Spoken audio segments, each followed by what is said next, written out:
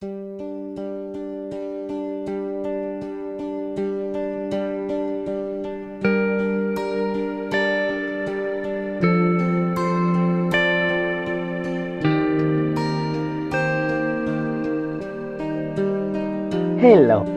my name is Dennis Okurmo, a co-founder and director partnerships at Edushal Foundation Uganda, a non-profit organization that is committed to raising a generation of empowered children, women and youth in the communities we serve in the northwestern Ugandan district of Nebi.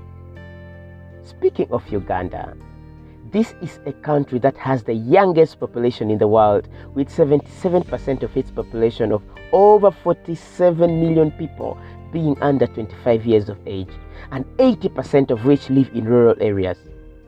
Unfortunately, being a developing country, Uganda is still battling poverty, illiteracy, gender gaps, rights violations, among other global challenges.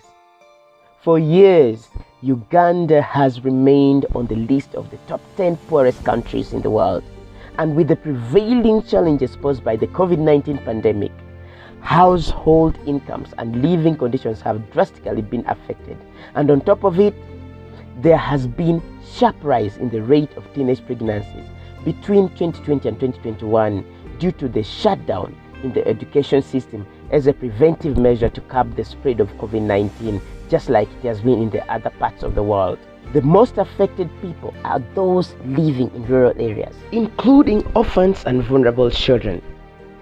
Founded in 2014, Edushal Foundation Uganda began operation first as a community-based organization in Nebi district. Then later in 2017, it was fully incorporated with the Uganda Bureau of NGOs as a fully-fledged non-profit with its main office situated in the heart of Nebi Municipal Council in Nebi district.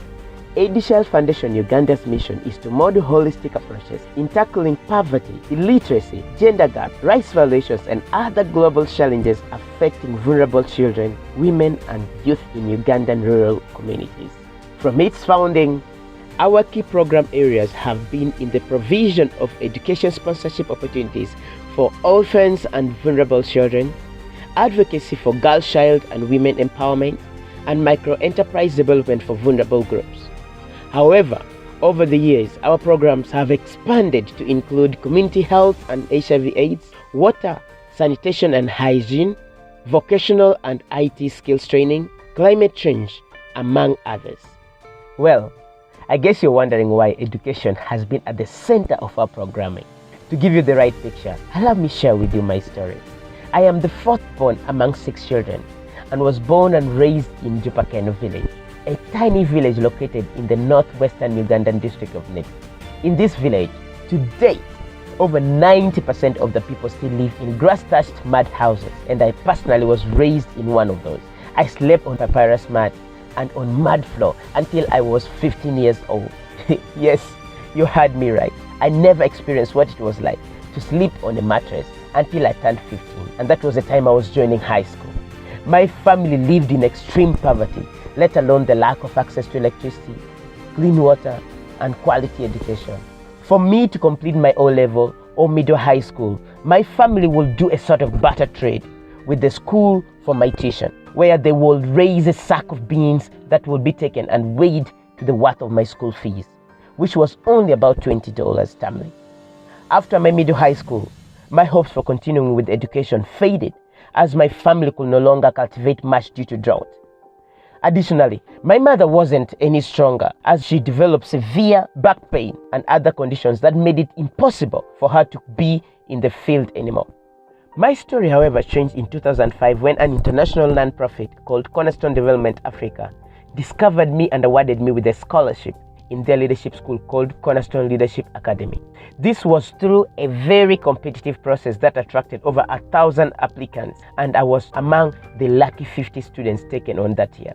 After my high school, I proceeded and joined college for my undergrad in accounting and finance with the support of Cornerstone Development Africa that was covering half of my tuition, and another amazing American family that came in to meet the other half of my tuition in university until I completed my undergrad education. This was the beginning of my life transformation and everything else in my life. Education gave me an opportunity and an open door to finding jobs starting a family, and rubbing shoulders with giants, and many other amazing opportunities in life. Education changed me. I wouldn't have known what it meant to live to one's fullest potential if I never had access to formal classroom education.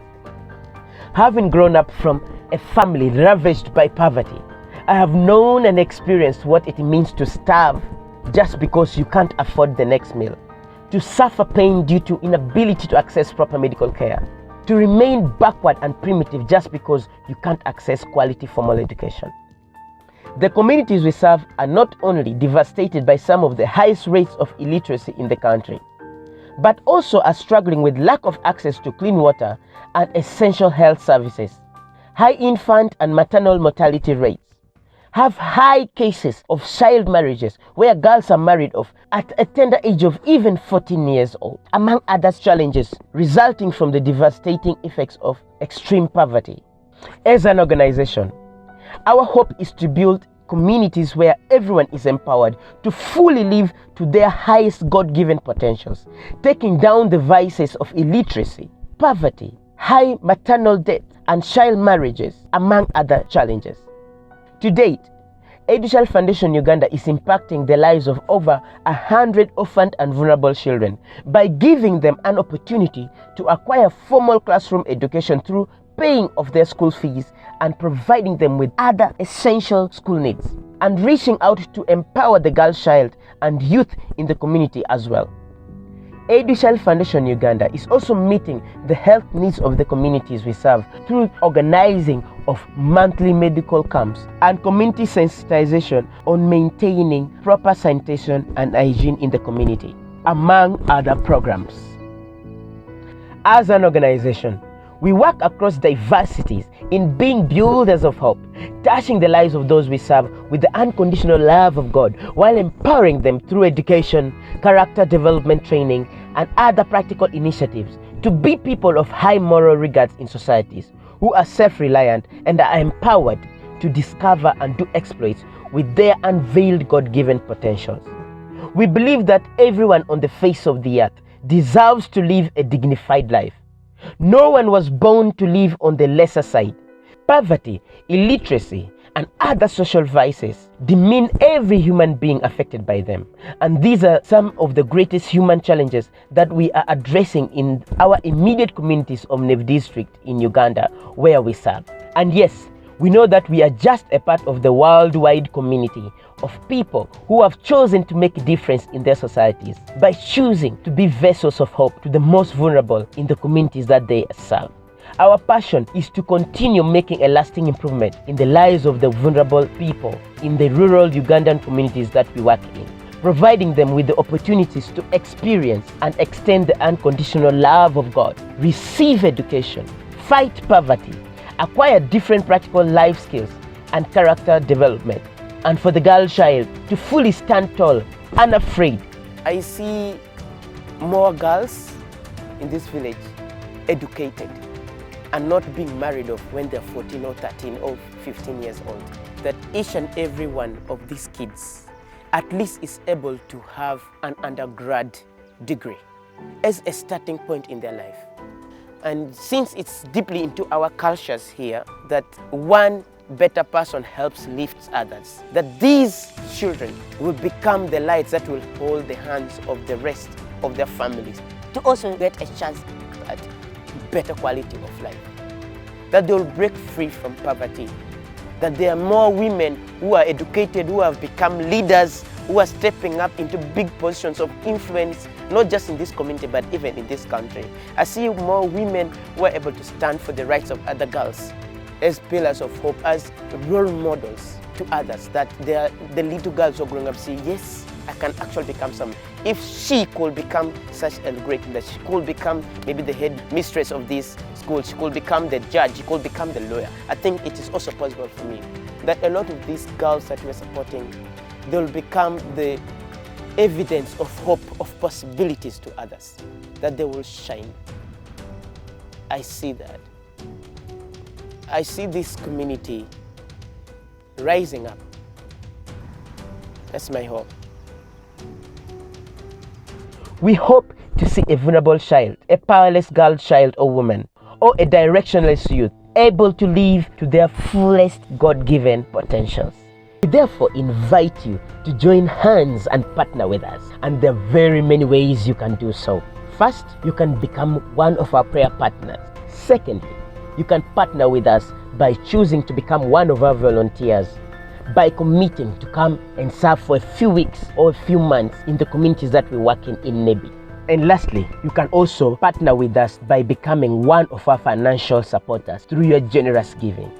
We assure you that your financial contribution shall help us go a long way in helping positively turn around the lives of many vulnerable children and other groups in the communities we serve in Nebi district. Or you can choose to pick one of the children and become a sponsor, a champion. Otherwise, in any way you have chosen to partner with us, I want you to know we are so grateful. May the Lord bless you richly. Thank you for choosing to join us today.